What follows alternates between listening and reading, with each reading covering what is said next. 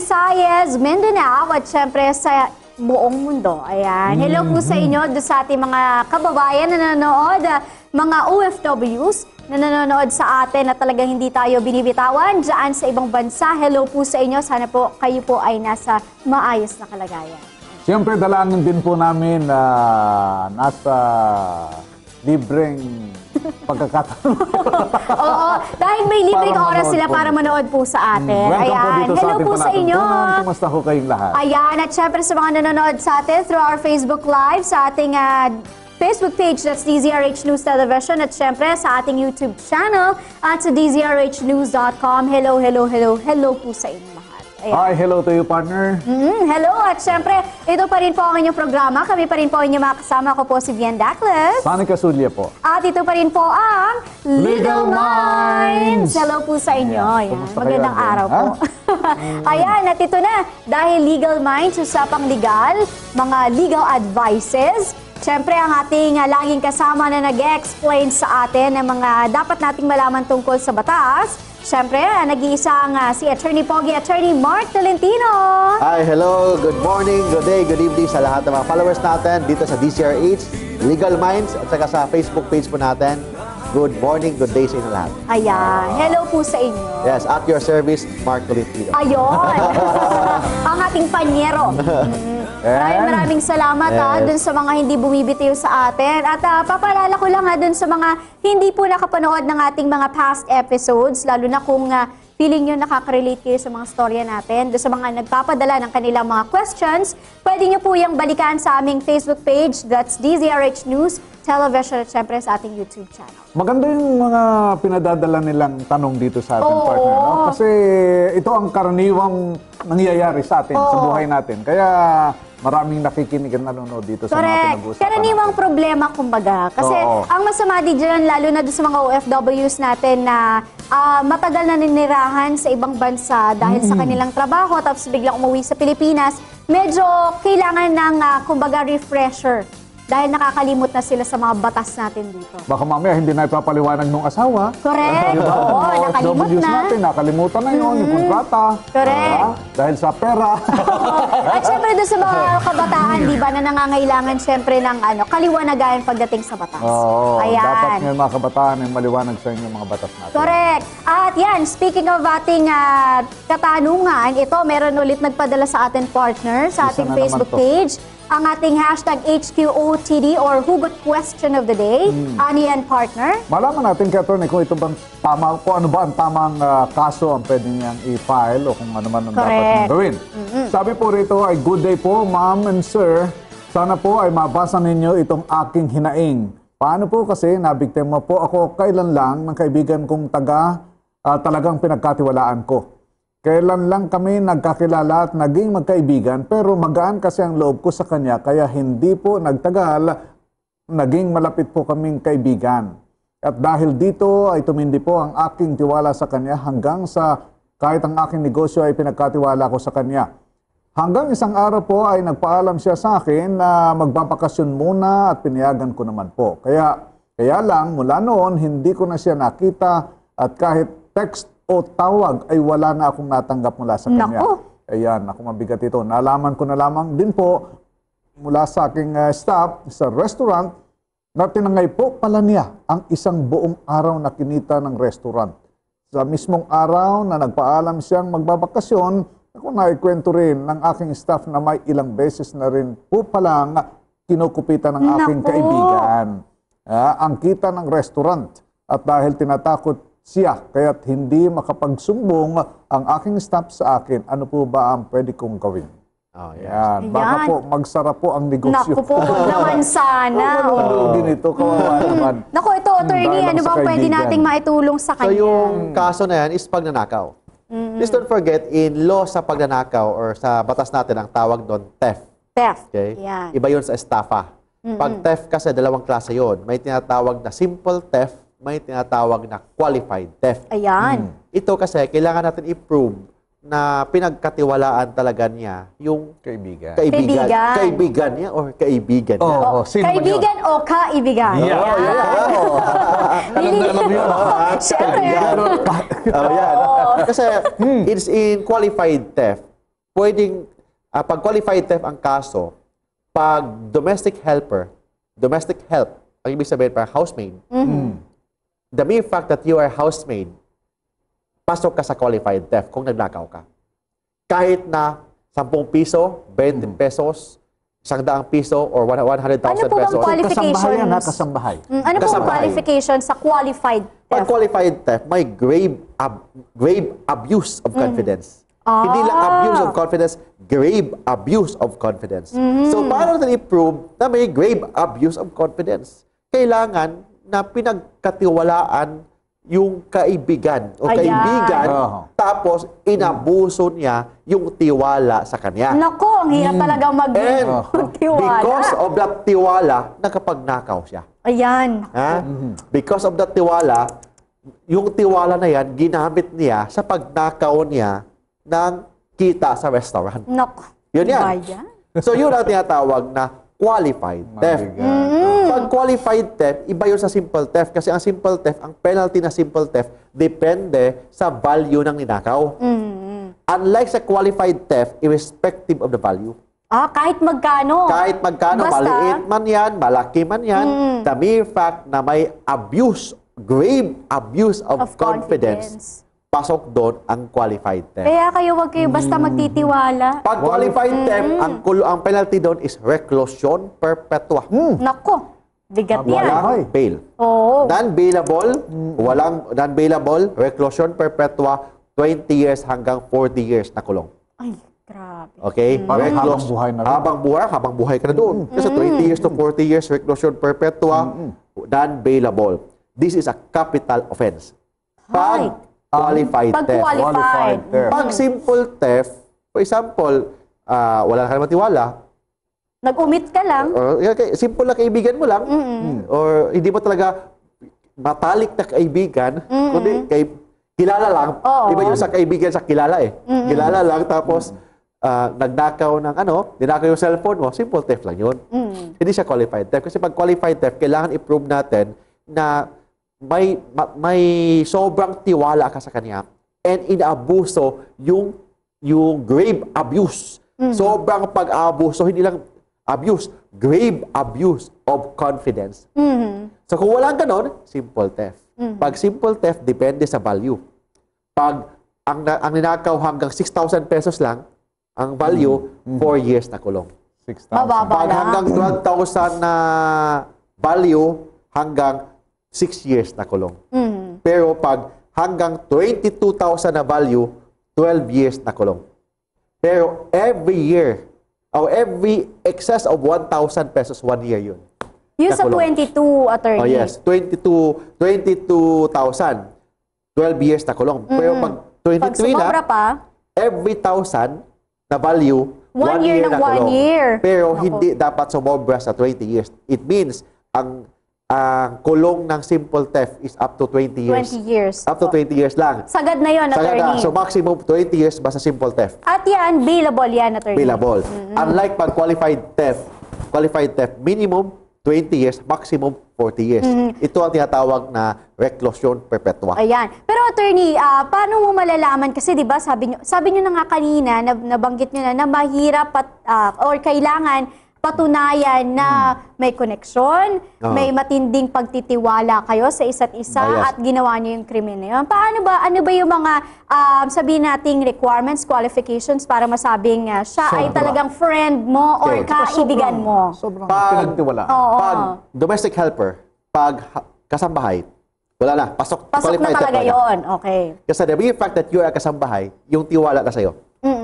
So, kahit na bagong kasambahay pa lang yan, basta the mere fact that he or she is a kasambahay, he is a domestic help, pasok na ang qualified theft. Kahit na anong kunin niya, kahit hindi pera, kahit ano. Any value, kahit 10, kahit piso ka lang eh. Kahit lipstick lang, Yeah, attorney? qualified theft. Talaga. Qualified theft yun.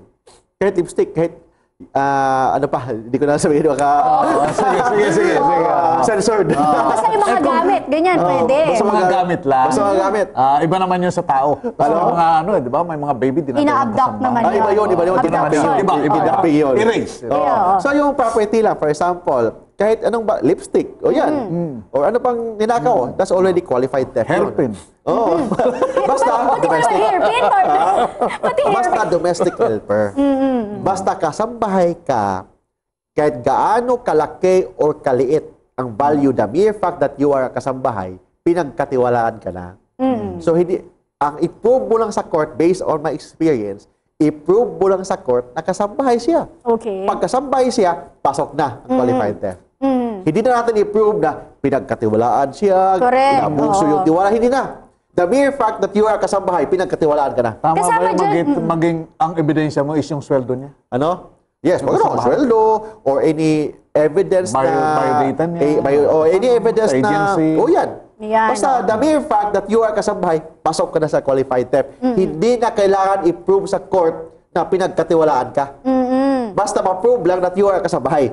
Pasok Kanina, na. attorney, kasama ba doon yung driver, landscaper, mayaman to, di ba? Pati security guard. Ang driver hindi kasama sa under yung kasambahay law, di ba?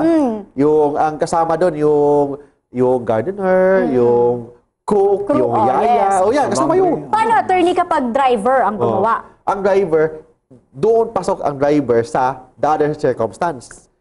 Kailangan may grave abuse of confidence. So yung kailangan natin i-prove na may tiwala ka sa kanya. Kasi pwede man driver na hindi talaga pinagkatiwalaan mo eh. Driver lang, then purely agency, walang personal involvement, purely driver ka lang. Correct. Iba yung driver ngayon, di ba sa issue ngayon? Iba pa yun. Driver, sweet lover. That's another issue. Another issue yan. So doon, may Oo. Ano? habang panahon ba, reclusion perpetuum. Ayan. So, paano naman ito, attorney, since nabanggit nung nagre-reklamo sa atin na may restaurant siya? Restaurant. Sige, puntahan natin. Paano kung staff restaurant. naman? Pasok So, ba yun doon? Hindi, pag staff, empleyado kailangan niya. i-prove natin na sobrang tiwala. Ako, Sobrang hirap tiwala. In this case, kaibigan. So, kailangan natin i-prove sa court na hindi kasi lahat ng kaibigan pinagkatiwalaan mo eh. Correct. Totoo yan. Kaibigan mo lang siya, pero wala kang tiwala sa kanya. At may kaibigan na backfighter. Oo, di ba? gano'n. Oo. So, kailangan i-prove natin, una, kasi hindi naman siya housemaid, hindi siya domestic helper. Kailangan i-prove natin na sobrang-sobra ang tiwala niya sa kaibigan na yan. Sobrang-sobra. Hindi lang ordinary trust, sobrang-sobra. And pangalawa, inabuso ng kaibigan niya ang tiwala. Pangatlo, because of the tiwala, nakapagnakaw siya ng kita sa restaurant. Kung wala yan, simple theft lang yan. Ay, ganun, attorney. Oo. Ang hirap naman nun. Kasi ang sitwasyon niya, hindi sila ganun katagal na magkakilala Oo, eh. So, Pero magaan daw ang loob niya, Oo, kaya ganun. Simple theft. simple theft lang yun. Ay, ganun. Kasi kailangan natin i-prove na sobrang-sobra ang tiwala niya sa kanya. And because of that tiwala, parang may chance na magnakaw yung kaibigan. Iba kasi sa estafa. So we have to compare estafa and theft, pagnanakaw. Swindling, estafa, estapador, magnanakaw. Iba yun. Iba yung magnanakaw sa estapador. Ha? Bakit? Kung ang magnanakaw, kinuha niya ang property. Kinuha niya ang 1 milyon, kinuha niya ang 10 piso, pagnanakaw yun na walang consent sa owner. Okay, walang Yun. consent. For example, may cellphone si Justice Sunny dyan. Oo, naiwan. Naiwan, kinuha na isang tao dyan. Pagnanakaw yun. Ha? Kinuha eh. Pagnanakaw.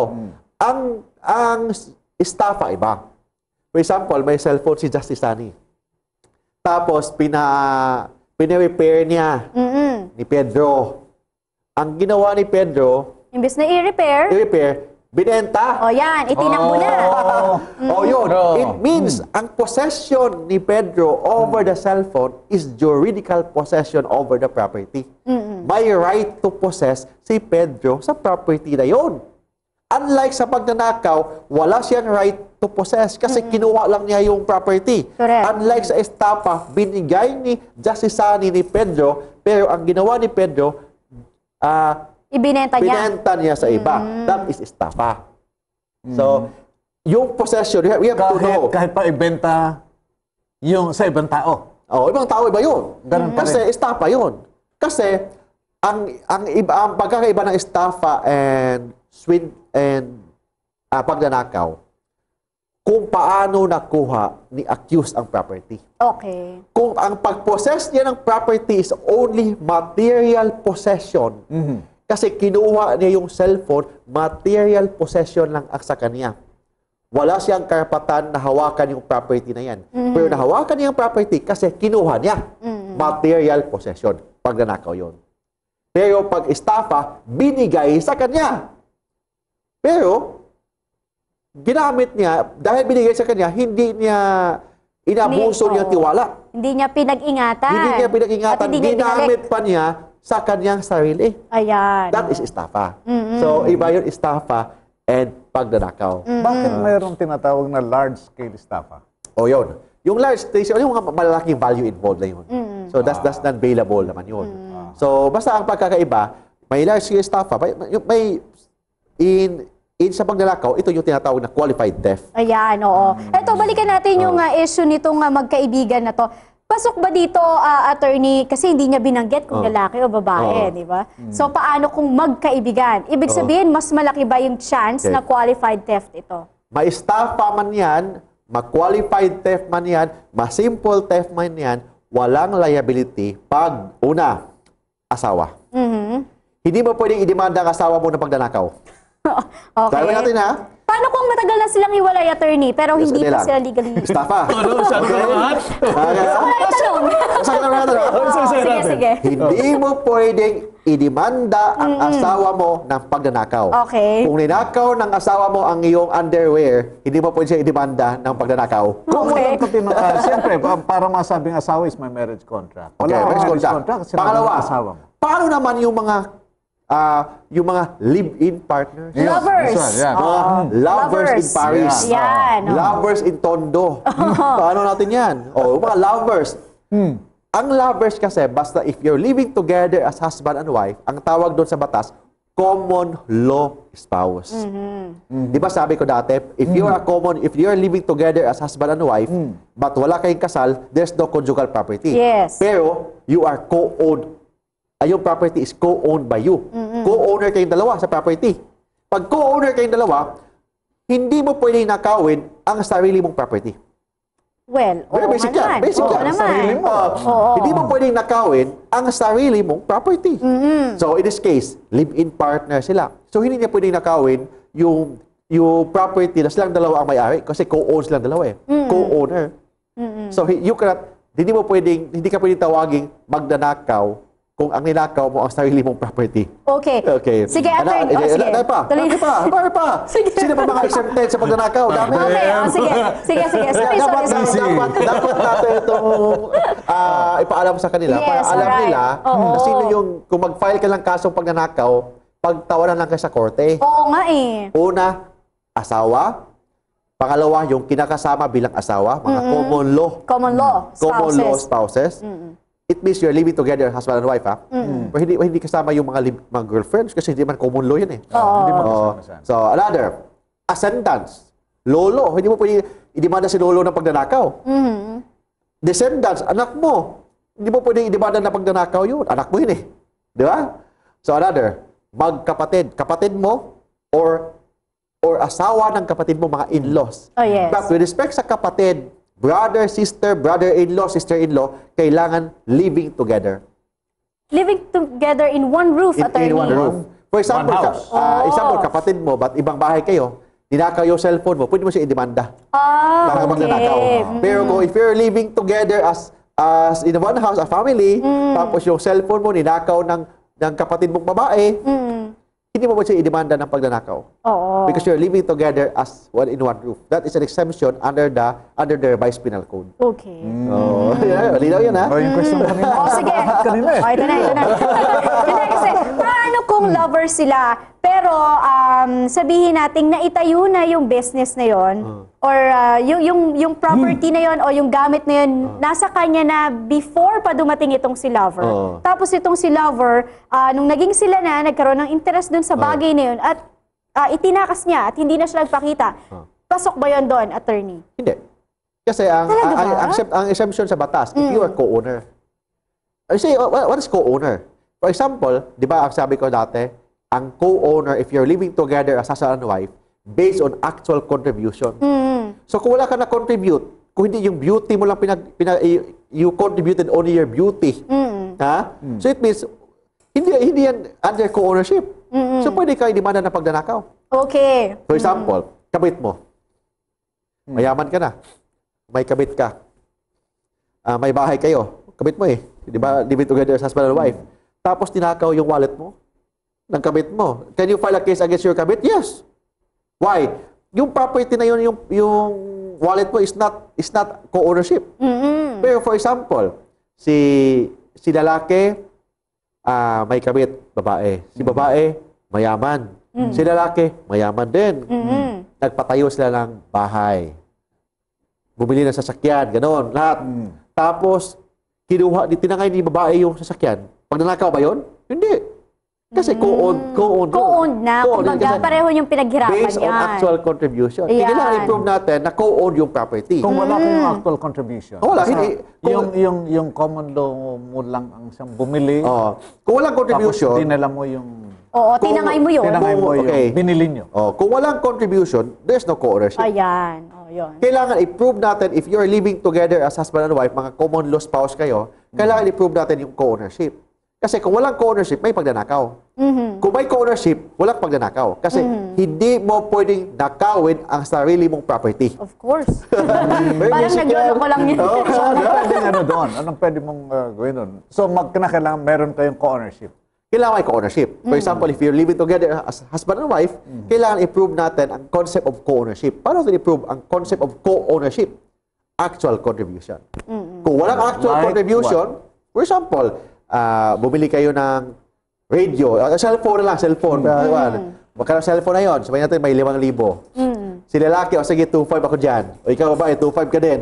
O, 5,000. O yan, co-owner kayo sa cellphone na yan. Ayan. Pero for example, binili lang ni lalaki, 5,000. Tapos ginamit ni lalaki, tinakaw ni babae. Yan, pag nanakaw na yun. Kasi, hindi naman sila kasal. Pero kung kasal sila, walang problema. Walang issue. Walang issue kasi conjugal property. Pero kung ibinigay yun sa'yo personally, o ito, binili ko para sa'yo. Date based donation na yun. So, kung donation na, ang ownership na transferred na, for example, si Pedro, binigyan niya si Maria ng cellphone worth 10,000 pesos na cellphone. Tapos, binigay ni Pedro yung cellphone, si Maria, hindi na nagpakita. Dinimanda niya si Maria ng pagnanakaw. Hindi pagnanakaw yun kasi donation. Dinonate. May transfer of ownership already. Pero kung walang donation, sige, yung cellphone na yung hati tayong dalawa ha, tapos tinangay ni babae ang cellphone, may pagnanakaw ba? Kung may actual contribution, wala because of co-ownership. Pero kung walang actual contribution, kinuha ni babae yung cellphone, tumakas, hindi na nagpakita, hindi sila kasal, pasok ang pagnanakaw. Pero kung kasal sila, kahit walang contribution si babae, the mere fact na kasal sila, walang pagnanakaw. Hindi mo pwedeng idemanda ng pagnanakaw ang iyong asawa. Ito, attorney, sige, bago tayo magtapos, medyo maikli ang ating oras. Sisingitan ko lang ng isang katanungan. Paano, attorney, kung napatunayan nitong nagpadala sa atin ng question na yung kaibigan pala niya ay may mga history pa ng ganitong klaseng... Kleptomania? Ayan, oo. Yung Makati ang kamay? Ano, Makati ba? Yan. Makati ba ang term noon? Makati ang kamay? Makati ang kamay. Kleptomaniac. May history pala siya. Paano yan, attorney? Yan. At saka anong pwede niyang gawin? Ang issue dyan, is kleptomaniac, is it an excuse? Pwede mo ba sabihin na hindi ko pwedeng idemanda ng pagnanakaw kasi I have kleptomania? Oo, may psychological yan. So, may side problem ako. Side problem ako. So, you cannot file a case against me for theft kasi I am a kleptomaniac. Hindi.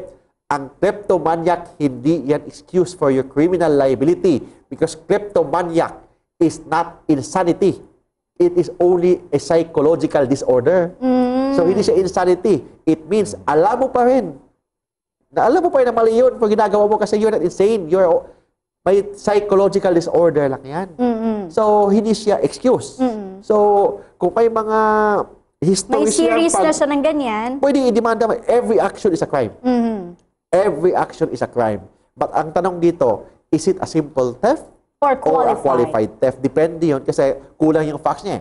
So we have to explain it. Pwedeng simple theft, pwede qualified theft. Basta qualified theft, basta may grave abuse of confidence. May tiwala, inaabuso ang tiwala because of the tiwala na kapag nakaw siya ng pera sa restaurant. Ayan. Oh, yun Nako. yan.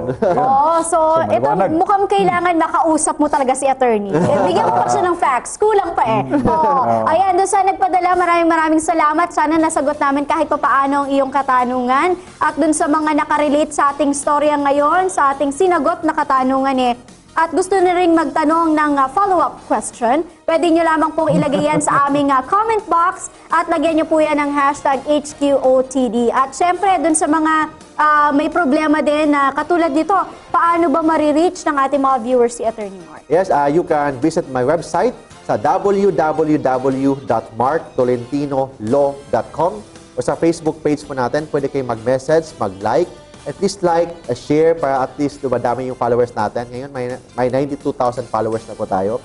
Sa facebook.com/MarkTolentinoLaw. Sa within Metro Manila, pwede kayong tumawag sa 209-6203 or mobile number natin or regular call or Viber, text or call sa 0917-329-5353. Pwede kayong tumawag and ask for meeting appointment for free legal advice. Ayan. O sa Skype natin, pwede nyo ako i-message sa Skype, lalo na sa mga OFW, sa Skype, sa Viber. Sa Skype, kasi minsan yung Viber kasi naka-block yun sa ibang bansa. Yes, But yung sa Skype, pwede. Sa Saudi ata, bawal ang block Viber yun. Pero Skype pwede. So Skype, pwede nyo akong i-add sa Skype. Yung username natin is MARKTOLS, Mark Tols. Ayan. Or Mark Tolentino, walang space yun. So, i-add nyo na ako, then I'll try my best to answer all your inquiries. Oo, kasi karamihan, attorney, dun sa ating mga nanonood na OFWs, talaga hinahanap nila Yes. kayo. Paano daw kayo So that's why, for doon sa mga Arab countries, Yes. naka-block kasi ang Viber. But Skype pwede. Pwede, But correct. yung mga European countries naman, pwede sila sa Viber. So, they May can call idea ka me. ba, attorney? Bakit na binablock? Yes. May idea ka doon? Bakit?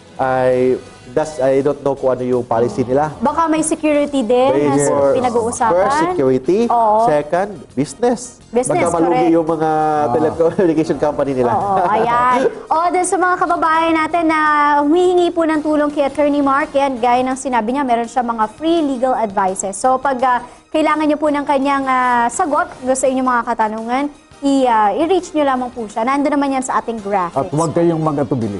Yes. Open po si Attorney Mark. Oo, dahil sasagutin naman yan hanggat may pagkakataon, di ba? Yeah. Ayan. So maraming salamat ulit, Yes. Attorney, for always helping us ayan, para i-explain sa ating mga kababayan ang tungkol sa ating batas. At syempre, thank you rin sa ating mga viewers na talagang hindi bumibitaw sa atin. Maraming salamat po, lalo na doon sa mga OFWs na talagang nagpupuyat para lamang po mapanood tayo. Maraming salamat po sa inyo. Again, maraming salamat din po sa inyo muli, sa lahat ng mga nakikinig at nagtitiwala po sa amin.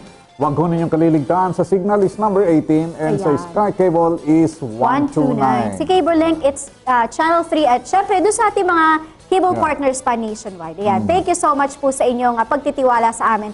At ito na, medyo short na ang Nakatapos tayo ating ng oras. oras. So magpapaalam na muna tayo.